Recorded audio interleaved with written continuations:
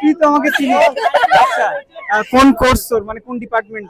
Hospital management. Hospital management. তো আজকে তোমাদের কি পরীক্ষা শেষ, হ্যাঁ। কলেজের শেষ? হ্যাঁ। মানে কেমন লাগছে আজকের দিনে, বিশেষ করে সেই প্রথম?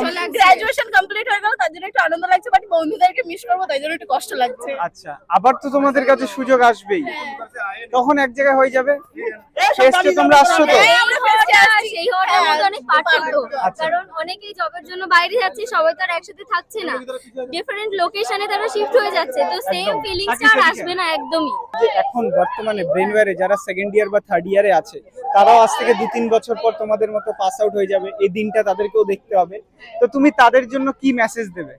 এটাই যে ভালোভাবে পড়াশোনা করো, যেটা যা বলছে যে টিচার্সরা, একদম সেটা ফলো করবে। আর এই টাইমটা এনজয় করে, হ্যাঁ, একদম এনজয় করবে, অ্যাসাইনমেন্ট সবকিছু টাইম টু টাইম দেবে, নাম্বার এমনি এমনি হয়ে যাবে, আর মানে ফিল দ্য মোমেন্ট, আর কিছু না। আচ্ছা, ব্রেনওয়্যার কি 1 থেকে 10-এর মধ্যে কত রেটিং দেবে? 100 100 দেবো। Next university.